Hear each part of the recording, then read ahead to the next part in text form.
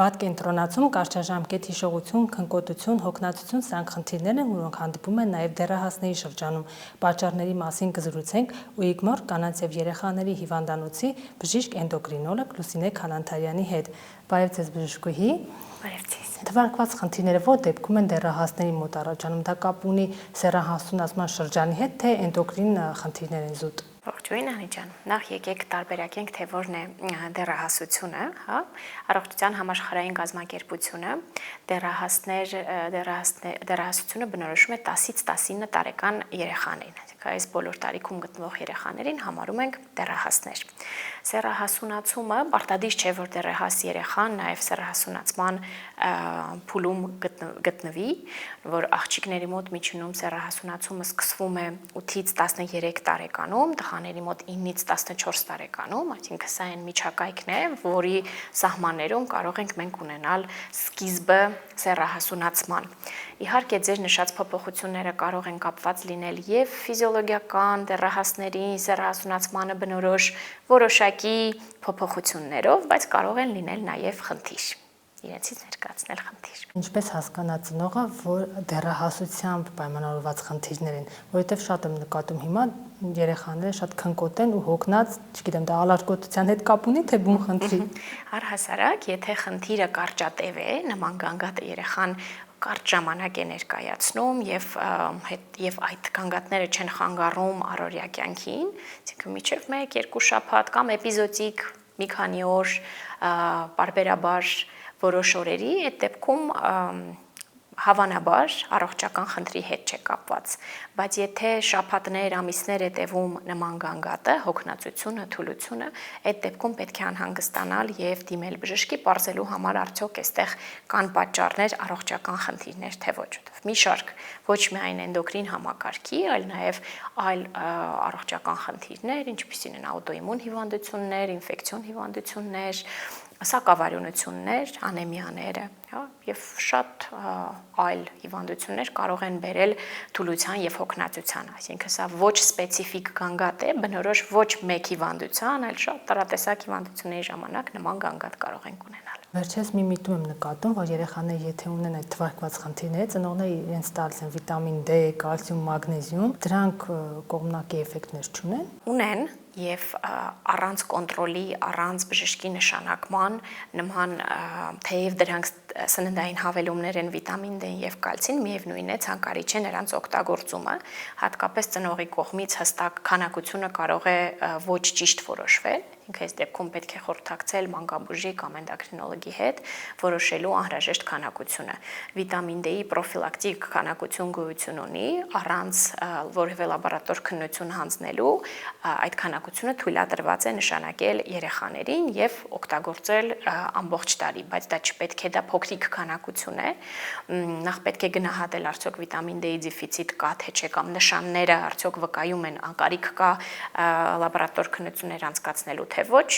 եւ դրանից հետո որոշել արդյոք օգտագործել պրոֆիլակտիկ դեղաչափը, թե օգտագործել բուժական դեղաչափը։ Ամեն դեպքում թե կալցիումի, թե վիտամին D-ի մեծ ոչ ճիշտ ընտրված դեղաչափերը կարող են առողջությանը վնաս հասցնել։ Կալցիումի մեծ քանակները կարող են կուտակվել օրգանիզմում, երիկամներում, համիզաքարային քարերի առաջացման պատճառ լինել, հենց երիկամի հյուսվածքում կուտակվել։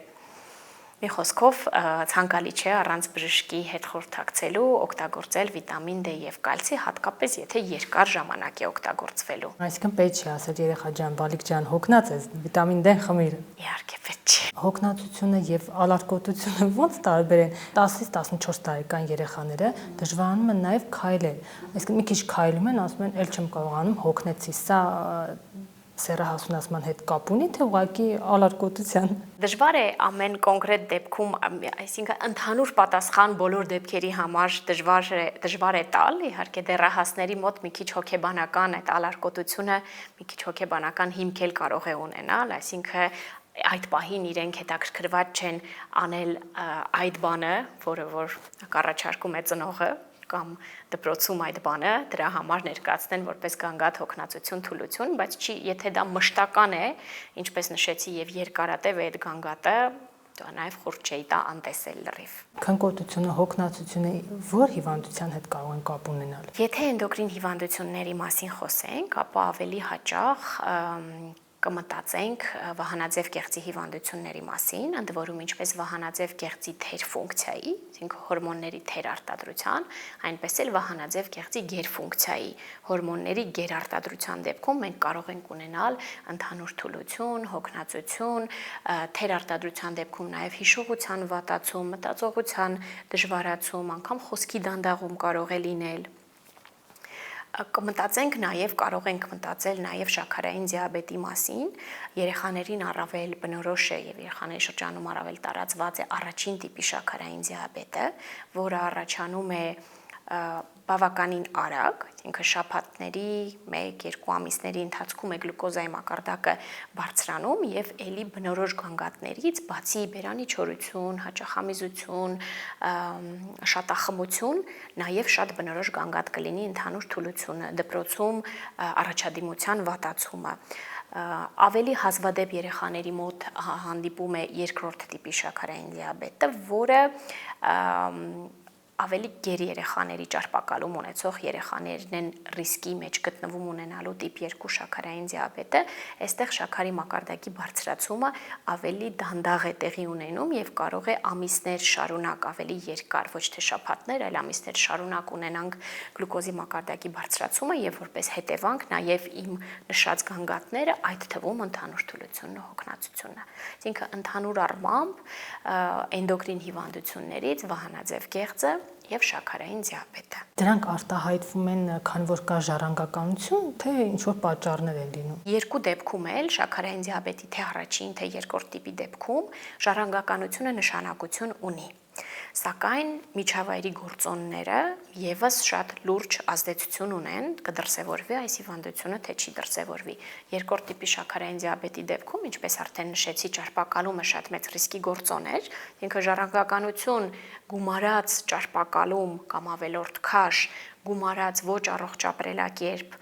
սահմանափակված շատ նվազ ֆիզիկական ակտիվություն եւ ոչ առողջ սնունդ, արդեն տեսակ քանի ռիսկի գործոն նշեցինք, ստացվում է, որ բացի ժառանգականությունից նաև միջավայրի գործոնները կնպաստեն հիվանդության առաջացմանը։ Առաջին տիպի շաքարային դիաբետի դեպքում ժառանգում ենք նախատրամադրվածությունը եւ կրկին միջավայրի շատ տարբեր գործոնների ազդեցությամբ, այս դեպքում ճարպակալումը կապ չունի, չի կարող ազդել, քաղցրի մեծ քանակով օգտագործումը կրկին որևէ ազդեցություն չունի առաջին տիպի համար, բայց որոշ գործոններ, դա կարող է լինել ցանկացած վիրուս, անգամ բանալ գրիպի վիրուսը կամ օդի ջրի աղտոտվածությունը, որի դեմ փաստացի առանձնապես բան չենք կարող անել, չենք կարող պայքարել, կարող են, այսպես ասած, խթանել այդ նախատրամադրվածությունը եւ վերածել հիվանդության։ Այստեղ կանխարգել էլ առաջին տիպի դիաբետը ցավոք չենք կարող, երկրորդ տիպի դիաբետը կարող ենք կանխարգելել առողջ ապրելակերպով, բավարար ֆիզիկական ակտիվությամբ, քաղցրավենիքի օգտագործման, ածխաջրերի, գլյուկոզի օգտագործման սահմանափակումով հնարավոր է կանխարգելել։ Շատ են բժիշկները խոսում առողջ ափսեի մասին, ինչ ասել է առողջ ափսե։ Այդ առողջ ափսեն բոլոր, այսպես ասած, առողջ ապրելակերպի մասն է կազմում եւ իրենից ոչ թե ներկայացնում է ինչ որ սահմանափակում, սննդակարգ, դիետա, այլ դա այն ափսեն է, ափսեի տեսքն է, կառուցվածքն է, որը որ ցանկալի է ունենալ բոլոր անհրաժեշտ մակրո եւ միկրո նուտրիենտները, անհրաժեշտ սննդանյութերը բավարար քանակով ստանալու համար։ Ինչը իրենից ներկայացնում այդ ափսեն։ Պայմանականորեն վերցնենք մեկ ափսե եւ կիսենք ափսեն, ափսեի ուղիղ կեսը պետք է լինի բանջարեղեն, որը մեծ քանակությամբ բջջանյութ է ներառում իր մեջ։ Ափսեի մյուս կեսը բաժանում ենք երկու մասի, 1/4-ը դա սպիտակուցային սնունդն է, որը էլի շատ անհրաժեշտ է մեր օրգանիզմի, սպիտակուց պլյուս սովորաբար սպիտակուցային սնունդը կենդանական ցակման նաև ճարպեր է պարունակում, սրա մեջ մտնում են միսը, թռչնամիսը, ձուկը, ձուն, կաթնամթերքը, հատիկավոր լոբազգիները եւ ափսեի մյուս 1/4-ը պետք է լինեն ածխաջրերը, ընդ որում առողջ ածխաջրերը, հացը, հացահատիկները, բոլոր այն հատիկները, որոնք մենք օգտագործում ենք առօրյայում սննդում, հնդկաձավարը, բրինձը, ձավարը, բլղուրը, կինոան եւ այլն, հա։ Այսպիսի ափսեի կառուցվածքը մեզ ապահովում է եւ անհրաժեշտ սննդանյութերով եւ նաեւ տալիս է հագեցվածության զգացողություն, եթե օգտագործում ենք եւ սպիտակուց ճիշտ այս չափաբաժիններով եւ սպիտակուց եւ ածխաջուր եւ բավարար քանակությամբ բջջանյութ, ընդ որում խորհուրդ է տալիս սննդի ընդունումը սկսել բանջարեղենից, ապահովելու համար բջջանյութի բավարար քանակություն աղիներում եւ դա նաեւ կբերի ստամոքսում, նաեւ կբերի հագեցվածության ավելի շուտ հագեցվածության զգացողություն կունենանք, հետեւաբար նաեւ ավելի քիչ սնունդ կօգտագործենք, եթե սկսենք սնունդը բանջարեղենի ընդունումից։ Այսինքն սա այն հեշտ լայֆհաքն է, որը կարելի է օգտագործել ամեն օր, պարզապես ափսեն կառուցելիս մեր մի քիչ ավելի մտածված կառուցենք։ Մեր սննդային սովորությունների մեջ մեր ազգային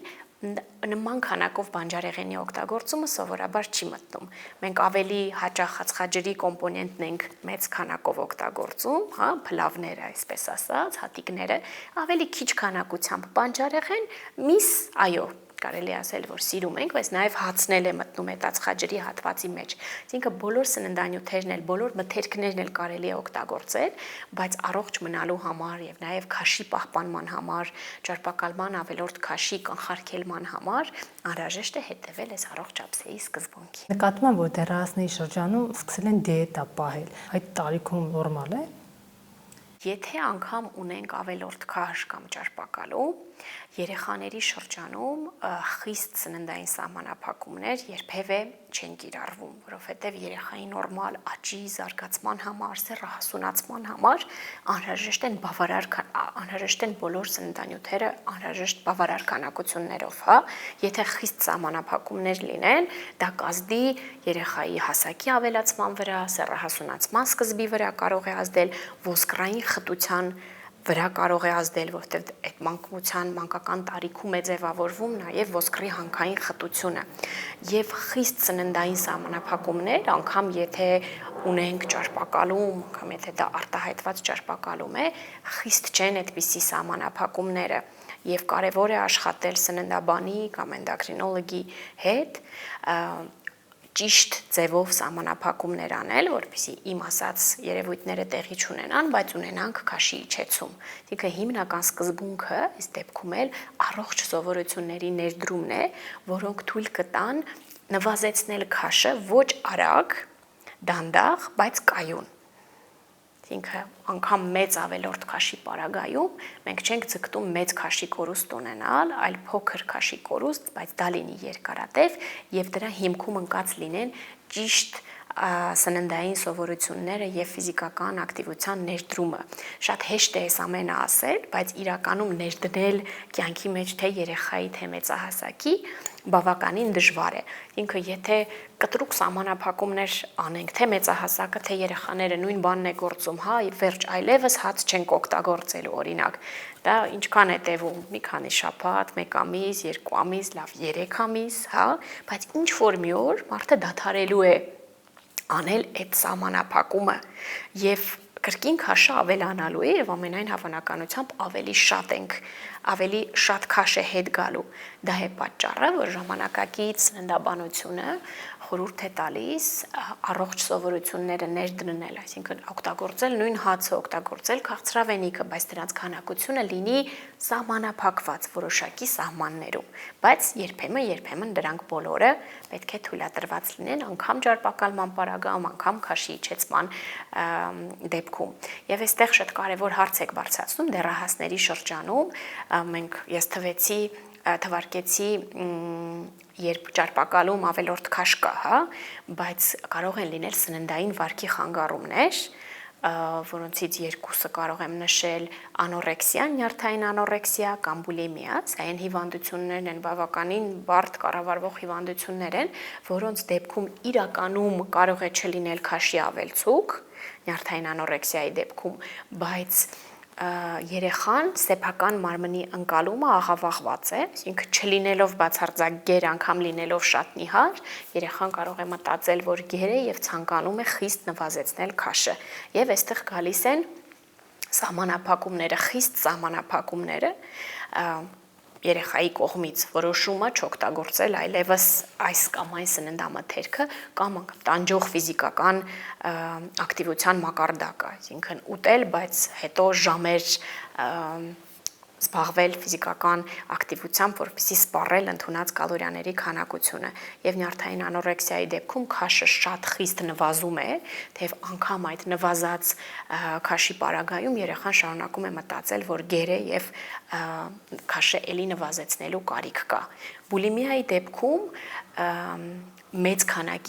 քանակի սննդի ընդունումն է երեխայի կողմից, որին հաջորդում է լուծողականների օգտագործումը կամ փսխման առաջացումը, որպեսզի քաշի ավելացում տեղի չունենա։ Բայց բուլիմիայի դեպքում, ի տարբերություն նյարդային անորեքսիայի, կարող ենք ունենալ նաև նորմալ քաշ կամ կարող ենք ունենալ ավելորդ քաշ, բայց սրանք երկուսն էլ սննդային վարքի խանգարումներ են, որոնք պահանջում են շատ համալիր մոտեցում էնդոկրինոլոգի, սննդաբանի, հոգեբանի, երբեմն հոգեբուժի եւ հոգեթերապիայի կարիք է լինում, եւ նյարդային անորեքսիան գնալով այս երեխաների տարիքը դեռահասներին, ինչպես ասեցի, շատ բնորոշ է, բայց գնալով տարիքը փոքրանում է, արդեն տեսնում ենք նաև 12, 11, անգամ 10 տարեկան երեխաների մոտ։ Մինչդեռ նախկինում դա մի փոքր ավելի մեծ տարիքներ, հա, 13, 14, 15 տարեկանն է։ Այստեղ իհարկե մեդիայի ազդեցությունն է, ֆիլմերի, մոդելների, հա։ Բայց դե ծնողների անզգուշությունն նաև ուշադիր չեն տեսնում, որ երեխան հաց չի ուտում։ Դա կարող է նաև շատ լավ, գուցե եւ ծնողը տեսնում է եւ փորձում է պայքարել դրա դեմ, բայց չի կարողանում մենակ։ Այստեղ կարևոր է հենց իմ ասածը, որ մենակ չփորձել, եթե տեսնում ենք այս բողոքները, երեխայի կողմից նման վարքն ու սահմանափակումները, անպայման դիմել մասնագետի, որովհետև երբ որ կրիտիկական ինչքան էս ամենը խորանում է, այնքան հետո ավելի դժվար է դուրս գալ այդ իրավիճակից։ Իսկ բուլիմիայի դեպքում, երբ օրինակ լուծողական էին օգտագործում կամ հատուկ փսխումներ են առաջացնում, դա կարող է թաքցվել եւ անգամ ծնողը չնկատել։ Այնպես որ միշտ չի, որ ծնողներին, այսպես ասեմ, մեղադրելու կարիք կա, հա, ծնողը կարող է շատ ուշադիր լինել, կարող է երեխան թաքցնել, կարող է չթաքցնել, կարող է ծնողները փորձում են միայնակ պայքարել դրա հետ, բայց անգամ այս իմ նշած բժշկական թիմի աշխատանքի պարագայում հեշտ չէ դրա հետ պայքարել ու աշխատել, ինչ մնաց ծնողը միայնակ կարողանա դա անել։ Բայց այդ շրջանի համար մեկ շատ լավ լուր կա, չէ, որ ինչքան էլ իրենք թմբլիկ են լինում, բայց մեծանալուց կարող են նիհարել, այսինքն դա դեռահասության շրջանի հետ է կապված։ Ցավոք այդպես չէ, դա շատ տարածված կարծիք է, որ երեխաները հետո, ինչպես ընդունված է ասել, փորը բոյ է դառնում, չէ, իրականում միշտ չէ, որ այդպես կլինի, ավելի հաճախ այդպես չի լինի, ինչու, որովհետև եթե երեխան մանկական տարիքում ունենք արդեն ճարպակալում ավելորդ քաշ, ամենայն հավանականությամբ դրա հիմքում ընկած են սխալ սննդային սովորությունները եւ ֆիզիկական ակտիվության ցածր մակարդակը։ Ընդ որում այդ սննդային սովորությունները ընտանիքից են գալիս, հիմնականում երեխան սնվում է այնպես, ինչպես սնվում են ընտանիքում։ Այսինքն եթե մեծ քանակությամբ քաղցր է օգտագործում, հավանաբար տանն էլ քաղցրը օգտագործվում է, թե հյութեր են օգտագործում, հյութերը շատ խմում, ամենայն հավանականությամբ տանն էլ այդ հյութերը կան, հա, ոչ միայն դպրոց, դուրս, այլ նաև տանը։ Եվ դեռահասը, եթե ունի այդպիսի սխալ արդեն սննդային սովորություններ եւ ցածր ֆիզիկական ակտիվության մակարդակ, մեծանալով դրանք դժվար թե լավանան։ Հավանաբար այդպես էլ մնալու են եւ ունեցած ավելորդ քաշն ու ճարպակալումը ոչ միտեղ չեն կորելու։ Հետևաբար հենց մանկական տարիքում էլ կարևոր է ուշադրություն դարձնել, չսպասել, որ կմեծանա երեխան եւ քաշը քիչնի, այլ դիմել մասնագետին երեխային օգնելու համար, այդ ներդնել ճիշտ ծննդային սովորություններ։ Տեսեք, անընդհատ ես շեշտը դնում եմ ոչ թե ծննդային խիստ սահմանափակումների, քաշի մեծ իջեցման, հա, կամ պիտակավորման երեխայի, որ գեր է երեխան, այլ նրա վրա, որ մեր օգնությունը պետք է լինի ներդրումը ճիշտ սննդային սովորությունների հենց մանկական տարիքում, որտեվ այս տարիքում այստեղ հիմքն է ամբողջ կյանքի եւ ոսկրային խտության ձևավորման համար եւ հասակի համար, եթե այս տարիքում բավականաչափ նուտրիենտներ չենք ստանում, սպասվելիք ակնկալվող հասակը կարող է շատ ավելի ցածր լինել, քան կլիներ, եթե երեխան մանկության դեռահասության շրջանում լիարժեք սննդ ընդունումներ ունենար։ Նախաճաշը որքան է կարևոր երեխաների համար։ Նախաճաշը կարևոր մասն է մեր օրվա սննդի ընդունումների, չեմ վախենա ասել, որ պարտադիր է, հա, նախաճաշ, ճաշ, ընթրիք, դրանք պարտադիր պետք է լինեն եւ նաեւ կան հետազոտություններ, որոնք ցույց են տալիս, որ նախաճաշելը նաեւ նյութափոխանակության մակարդակը, ակտիվությունը բարձրացնում է, եթե նախաճաշը բաց չենք թողնում, եւ այստեղ կուզեմ նշել, որ կարեւոր է բացի նրանից, որ նախաճաշել, այլ անել ոչ քաղցր նախաճաշ, այլ սպիտակուցային նախաճաշ, ինքը ծու, կաթնամթերք, կարող է լինել նաև ածխաջուր, այսինքն հաց, միրգ, բայց հիմքը պետք է լինի սպիտակուցը, որի շատ լավ տարբերակ է կաթնամթերքը եւ ծուն։ Դա ապահովում է նաև լիարժեք հագեցվածության զգացողություն, ինչպես որ են, եւ փորձենք նաև նախաճաշին էլ ափսեի սկզբունքը պահպանենք։ Իհարկե, ես միշտ նշում եմ, որ առավոտյան մի քիչ դժվար է այդքան բանջարեղեն ուտելը, ճաշին եւ ընթրիքին շատ ավելի հեշտ է, սակայն բանջարեղենի Ոնե ինչ որ քանակություն առավոտյան եւս ցանկալի է օգտագործել։ Այսինքն աշխատենք սպիտակուցային նախաճաշանել եւ ոչ թե քաղցր, սա վերաբերում է թե մեծահասակներին, թե երեխաներին։ Անդրադառնանք վահանաձև գեղձի խնդիրներին, երեխաների դեպքում ինչու են դրանք ի հայտ գալիս եւ ինչպես են բուժվում կրկին հորմոնալ դեղորայքով։ Վահանաձև գեղձի խնդիրները բազմազան են, ինչպես մեծահասակների, այնպես էլ երեխաների շրջանում։ Իրեն կախված նրանից, որ խնդիրն է, բուժումը տարբերվում է եւ դեղորայքն էլ տարբերվում է, բայց ամենահաճախ հանդիպողը դա թեր ֆունկցիան, այսինքն վահանաձև գեղձի կողմից հորմոնների թեր արտադրությունն է, որը բուժվում է, եթե հաստատվում է, որ այլ վահանաձև գեղձը դա ոչ թե ինչ-որ տրանզիտոր ժամանակավոր երևույթ է, այլ